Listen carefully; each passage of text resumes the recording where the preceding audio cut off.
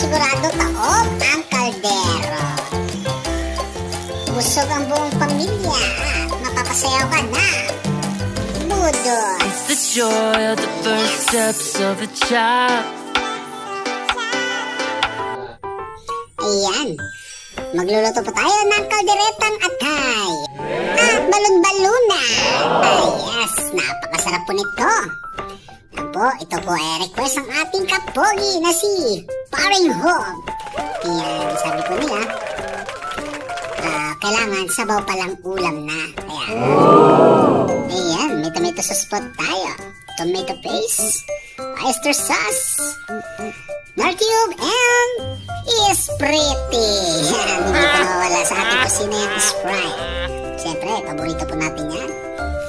Ayan, magigisa na po tayo ng ating luya, sibuyas at bawang. Ayan, ang sabay-sabay na po natin. Ganun din naman po ang mangyayari. Ayan.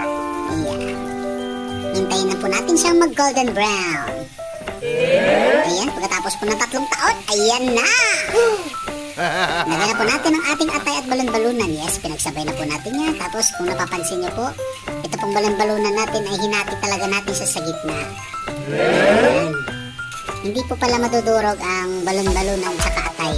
Basta continuous lang po ang paghalo natin. Kasi pag yan ay nagisa na, kusa na po yung titigas. Ayan. Nalo na po natin ang ating patatas at saka siling haba na tinanggalan po natin ng buto dahil wala po tayong bell pepper. Ayan po ang ating pampabango. Ayan. Huwag po kayong matakot, hindi po madudurog ang ating atay. Gigisa po natin siya. Papakuluan po natin siya sa Sprite. Yan, hintayin na po natin lumabas yung katas. And then, pag naubos na po yung katas, saka na po natin ilalagay ang ating paboritong Sprite. Ayan. Lagyan na rin po natin siya ng nor cube na manok. Ayan, hindi na po natin siya tatakpan para po suningaw. Ayan, grabe, kulong-kulo. Napakabango. Ayan, pagalipas ng 3 taon, ayan ha. Yeah! Pwede na po natin ilagay ang ating Sprite.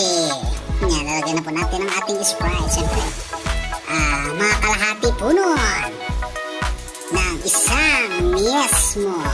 Ayan, marami, malambot na. Ayan, lagyan na po natin ilagyan ng ating paboritong Sprite. Ayan, whoops! Wow! Ayan, lalagyan po natin hanggang kalibel po ng atay at saka balon-balunan. Alam nyo ba, pag pinakuluan po natin sa Sprite yan, ay napakaliramnam po niyan. Yes. Ang tamis po ay nagnunuot sa laman. Yeah! Yan, grabe, kulong-kulo. Wow. Siyempre, medyo nilakasan po natin ang apoy. Ayan. Medyo habang pinapakuluan po talaga natin siya, hindi na po yan matutuyuan. Kaya ilalagay na po natin ang ating tomato paste. Medyo kontrolin po muna natin. And then, isabay na po natin ang ating tomato sauce. Sa atay balon-balunan po pala, hindi po ako naglalagay ng liver spread. Kasi kusa na pong lumalapot ang sabaw noon dahil sa atay pa lang, di ba? Liver na. Ayan, ilagyan na rin po natin ang ating paboritong dato puti toyo. Ayan. Wow. Creamy. Mukha pa lang, yummy na. Mapapa-analyze ka nito. Oh no! Ayan, hintayin po natin yung kumulot. Medyo, papalaputin pa po natin ng kaunti. Ayan, grabe. No! Natatakam na po ang ating mga kapogi. Ayan, palalambutin na po natin ng kaunti ang ating patatas. And then, pwede na. Ayan, grabe, napakabango.